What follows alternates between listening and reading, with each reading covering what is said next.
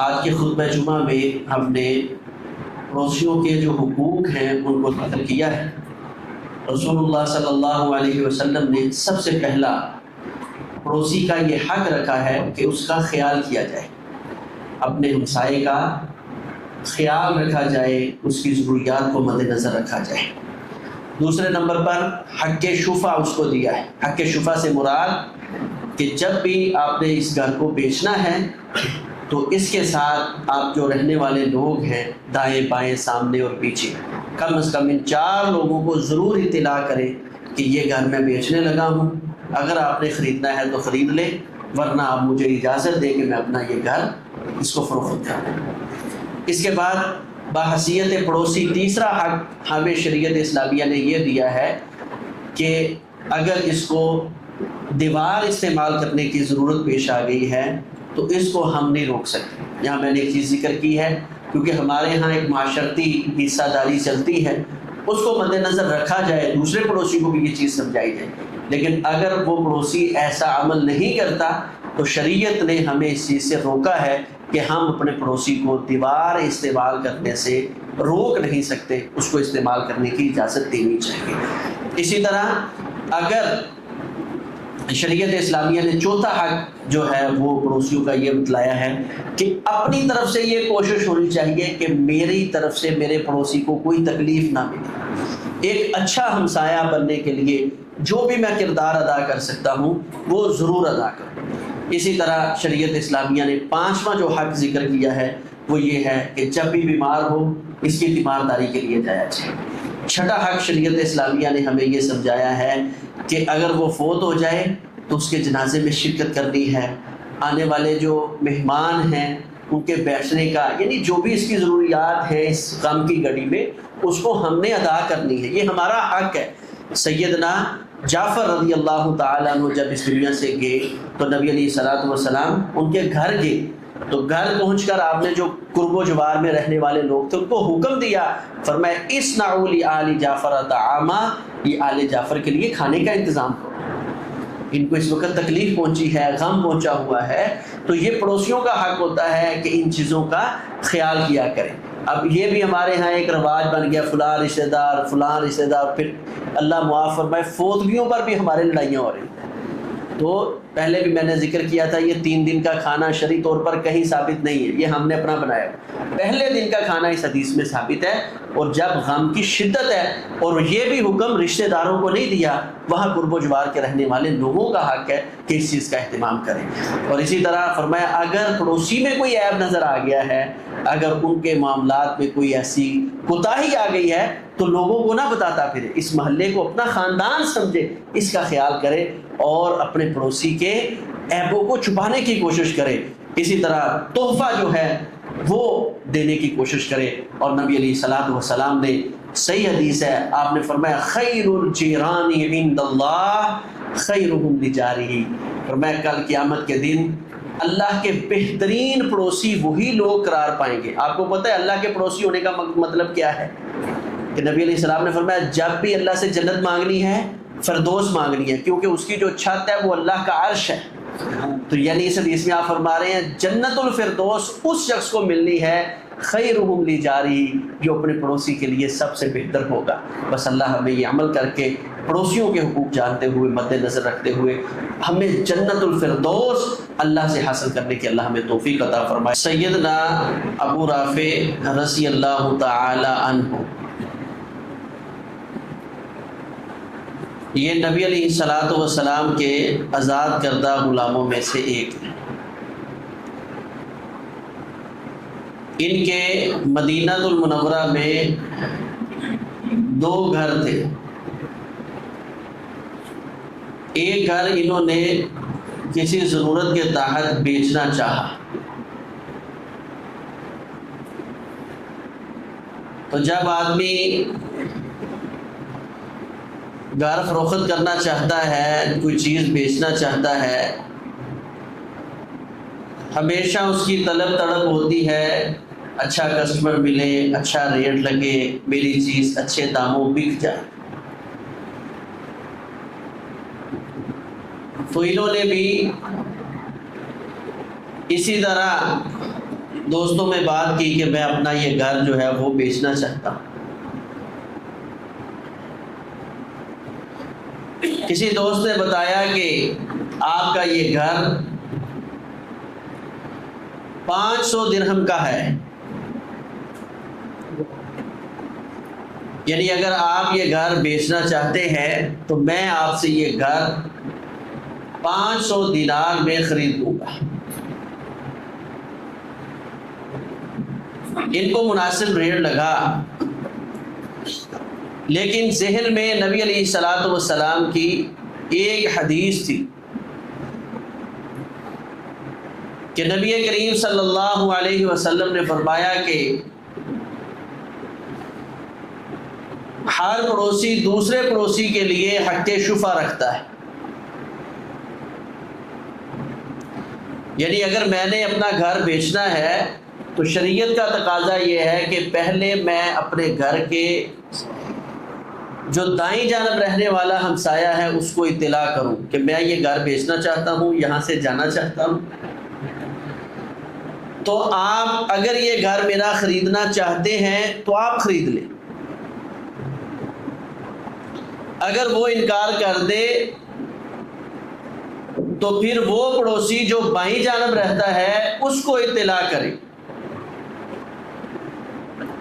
پیچھے جو رہنے والا پڑوسی ہے اس کو اطلاع کرے. اگر یہ سب انکار کر دے تو پھر آپ اپنا گھر جو ہے کسی اور کو بیچ دیں.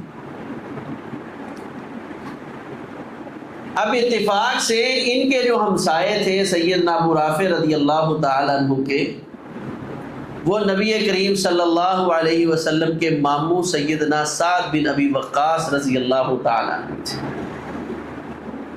انہوں نے بھی ان سے شریعت کے استقاضے کے مطابق یہ کہا کہ میں اپنا گھر بیچنا چاہتا ہوں. تو سیدنا سعد بن ابی وقاص رضی اللہ تعالیٰ عنہ فرمانے لگے کہ میرے پاس اس وقت پیسے ادا کرنے کی گنجائش نہیں ہے. گھر تو میں آپ کا خرید لوں، لیکن پہلی شرط یہ ہے کہ میں رقم قسطوں کی صورت میں ادا کروں. اور دوسری بات یہ آپ کا گھر مجھے 4000 درہم میں سمجھ آتا ہے، اس سے زیادہ کا نہیں. یعنی جو عام ریٹ لگا تھا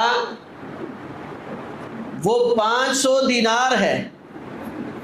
رقم تو 500 ہے لیکن سکے سونے کے ہیں، یوں سمجھے. اور ادھر جو سیدنا سعد بن ابی وقاص رضی اللہ تعالیٰ عنہ نے ریٹ لگایا، ریٹ میں عدد میں تو وہ زیادہ ہے 4000،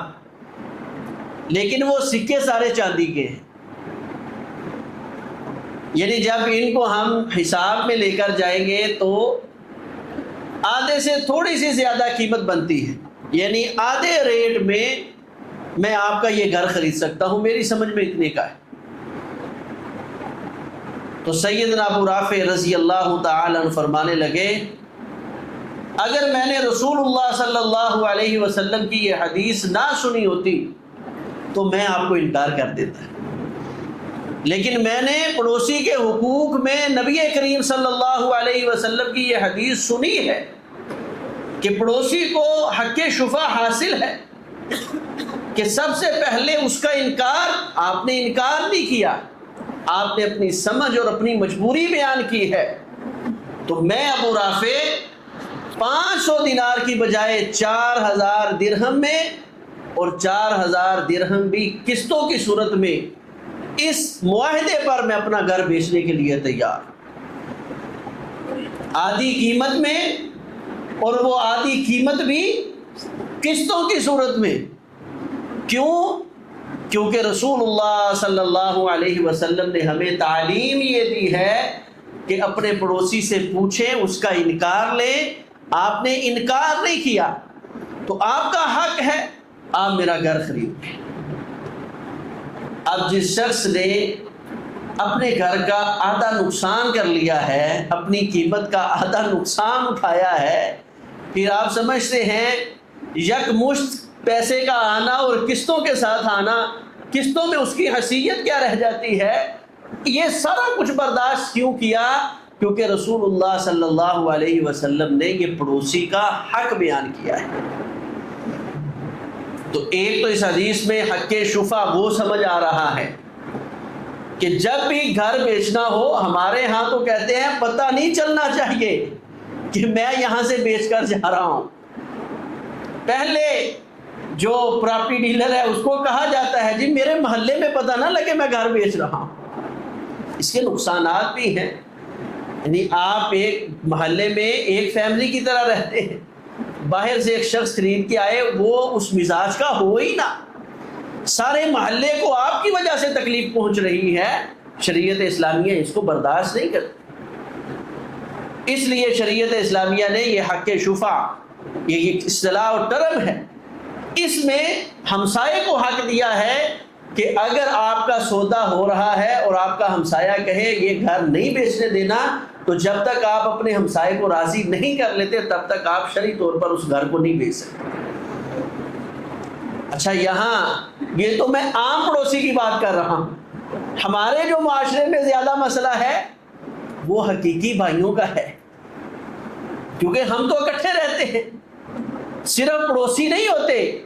وہ ہمارے خونی رشتہ دار، ہمارے بھائی، اور وہ رشتہ جس کا اللہ نے الگ سے وَاتَّقُوا اللَّهَ الَّذِي تَسَاءَلُونَ بِهِ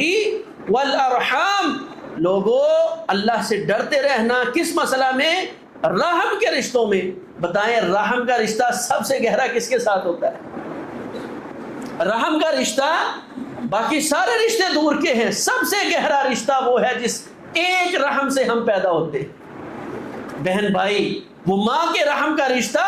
جس میں سب سے زیادہ حقیقی بھائی قریب ہوتے ہیں۔ اللہ تبارک و تعالیٰ نے اس کو الگ سے نام لے کر ذکر کیا، وَاتَّقُوا اللَّهَ الَّذِي تَسَاءَلُونَ بِهِ وَالْأَرْحَامَ۔ تو بہرحال خونی رشتہ ہے تو اس کی اور زیادہ اہمیت بڑھ گئی، لیکن اگر خونی رشتہ نہیں، عام ایک پڑوسی ہے، تو اللہ تبارک و تعالیٰ فرماتے ہیں إِنَّ اللَّهَ يَعْمُرُ بِالْعَدْلِ وَالْإِحْسَانِ، اللہ تمہیں عدل اور انصاف کا، احسان کا، بڑھ کے آگے ایک قدم بڑھ کر آپ اس کے ساتھ حسن سلوک اور اچھائی کریں، میرا رب آپ کو اس چیز کا حکم دیتا ہے۔ وَإِيتَاءِ ذِي الْقُرْبَى، اپنے قریبیوں کو نوازیے، اپنے احسان کے تلے لے کر آئیں، حسن سلوک کے ساتھ ان کے ساتھ پیش آئیں، ان کے ساتھ کوئی ایسا انداز نہیں ہونا چاہیے جس سے ان کو تکلیف پہنچے۔ اسی لیے تو نبی علیہ الصلوۃ والسلام مجلس میں بیٹھے ہیں، 3 مرتبہ فرمایا لا یؤمن لا یؤمنو لا یؤمنو، میں اللہ کا نبی اس بات کا اطلاع کر رہا ہوں وہ بندہ مومن نہیں ہے، وہ بندہ مومن نہیں ہے، وہ بندہ مومن نہیں ہے۔ صحابہ نے فرمایا یا رسول اللہ صلی اللہ علیہ وسلم من الذی لا یؤمن، وہ بندہ کون ہے جس کو آپ کہہ رہے ہیں وہ مومن نہیں ہے؟ نبی علیہ الصلوۃ والسلام نے فرمایا الذی لا یامن جارہ بوائقہ، وہ بندہ کبھی مومن نہیں ہو سکتا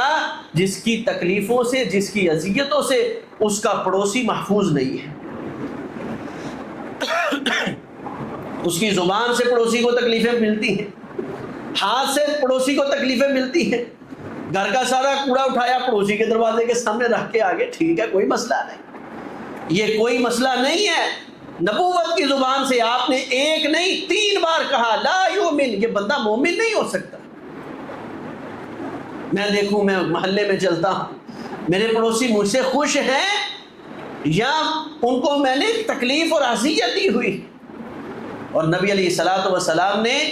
صحیح البخاری میں فرمایا من کان یؤمن باللہ والیوم الآخر، ایمان کا دعویٰ کرنے والوں ہم بڑے مومن ہیں، اور میں اللہ کا نبی آپ کو یہ کسوٹی دے کے جا رہا ہوں، جو بندہ اللہ کے ذات پر قیامت کے دن پر ایمان رکھتا ہے فلا یؤذی جارہ، وہ کبھی اپنے پڑوسی کو تکلیف نہیں دے گا، اس کو کبھی نقصان نہیں پہنچائے گا، اس کے بارے میں کبھی بد نیت نہیں ہوگا، بد دیانت نہیں ہوگا۔ ہمیشہ اس کی اصلاح چاہے گا، دین کے معاملے میں بھی اور دنیا کے معاملے میں بھی۔ آپ دیکھیں نبی علیہ الصلوۃ والسلام کے صحابی ہیں سیدنا ثابت بن قیس رضی اللہ تعالی عنہ، جب آیات نازل ہوئی لا ترفعوا اصواتکم فوق صوت النبی، نبی کے قریب اپنی آوازوں کو اونچا نہیں کرنا، تو یہ عرب کے مدینہ کے خطیب تھے، ان کی آواز قدرتی طور پر بلند تھی۔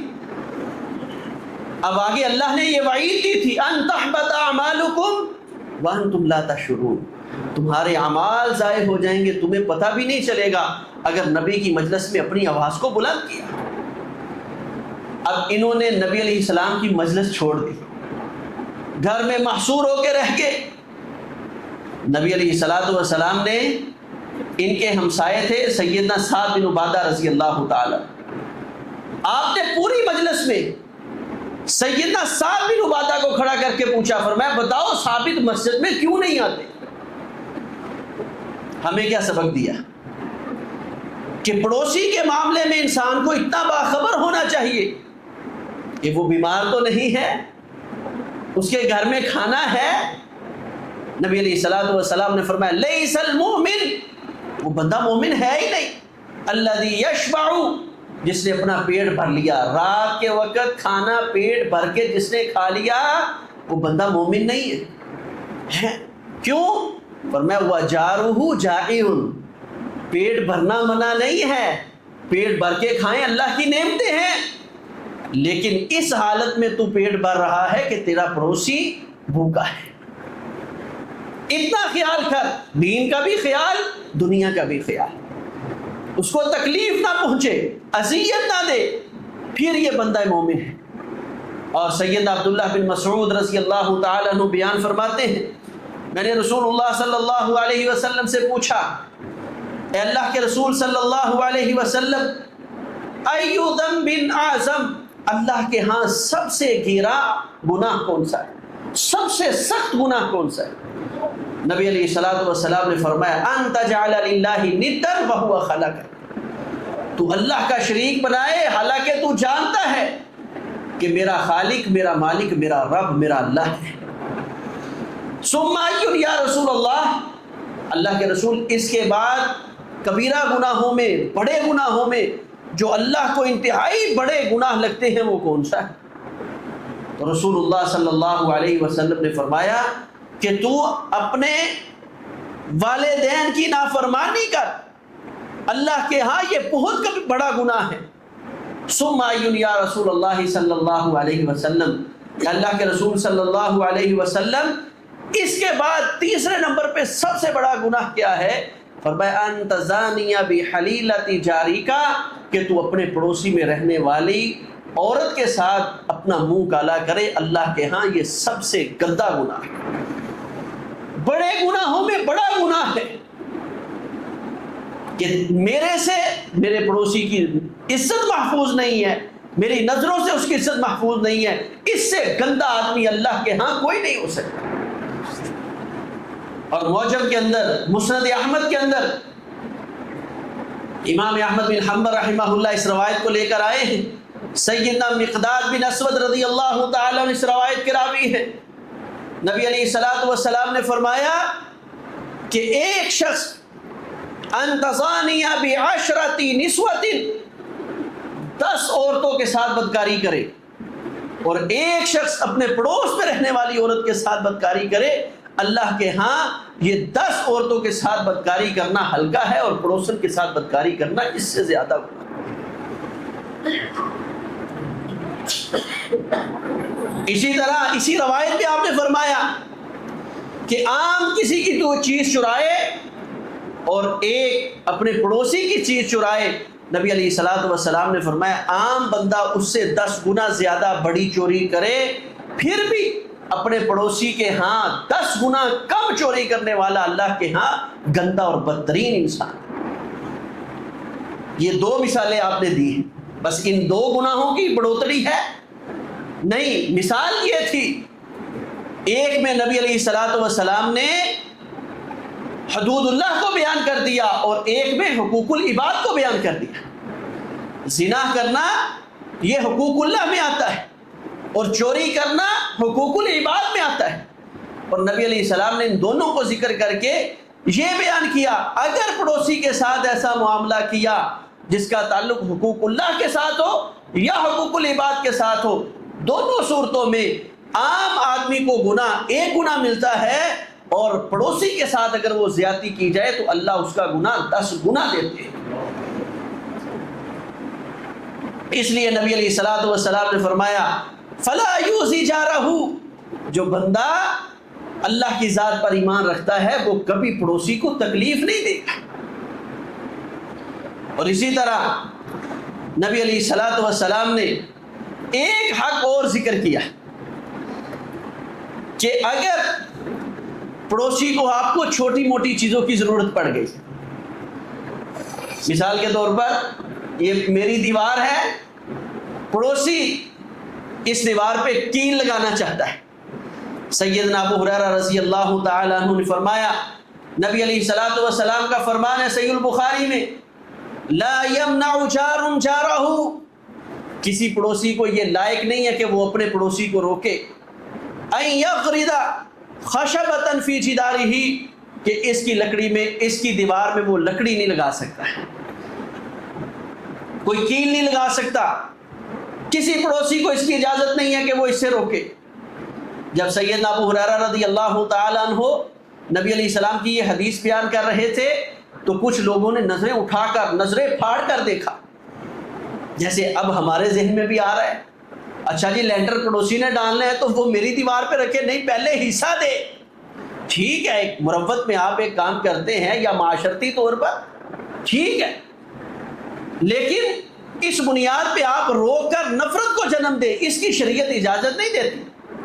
اس نے سلوک کے ساتھ، وہ بھی آپ کا پڑوسی ہے، جس کی دیوار پہ آپ کیل لگا رہے ہیں یا لینٹر ڈال رہے ہیں، اس کی بات کو بھی آپ سمجھ لیں، آپ بھی اس کے پڑوسی ہیں، لیکن شریعت نے مجھے آپ کو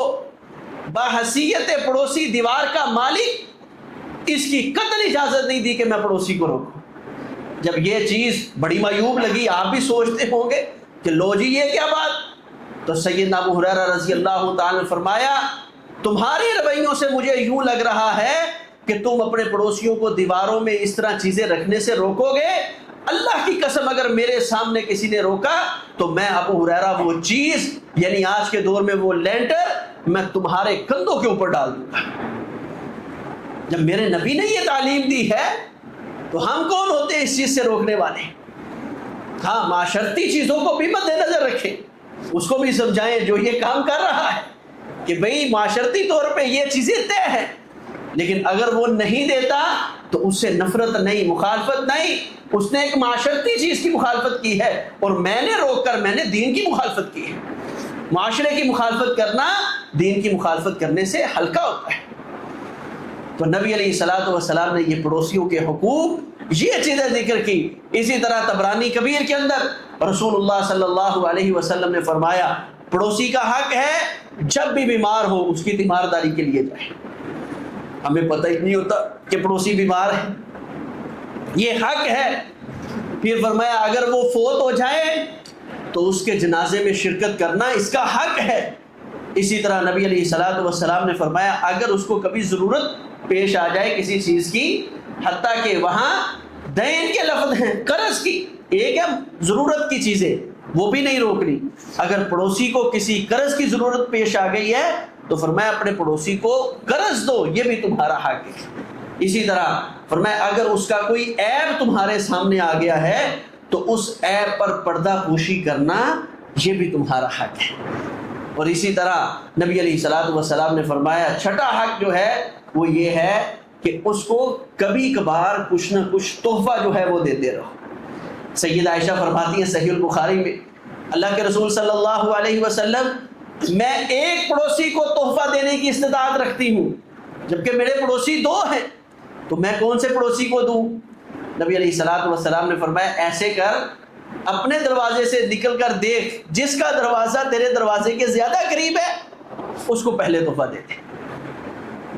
یہ نہیں کہا کہ نہ تحفہ دے، یعنی دینا ہے اس کا طریقہ یہ اپنا لیں کہ پہلے حسن سلوک اس پڑوسی کے ساتھ کریں جس کا دروازہ آپ کے دروازے کے زیادہ قریب ہے۔ اس میں یہ بھی مسئلہ سمجھ آیا، یعنی اور زیادہ اجر و ثواب حاصل کرنے کے لیے اگر آپ چیز تقسیم کر رہے ہیں، مثال کے طور پر بعض اوقات کھانا تقسیم کرتے تو پہلے اس پڑوسی کے گھر میں بھیجیں جس کا دروازہ آپ کے دروازے کے زیادہ قریب ہے، پھر دوسرے پڑوسی کے، پھر تیسرے پڑوسی کے پاس۔ نبی علیہ الصلوۃ والسلام نے ہمیں یہ تعلیمات دی ہیں۔ اللہ تبارک و تعالی ہمیں صحیح معنوں میں ان حقوق کو مد نظر رکھنے اور ان حقوق پہ پہرا دے کر خود باحیثیت پڑوسی ایک اچھا پڑوسی بننے کی اللہ تبارک و تعالی ہمیں توفیق دے۔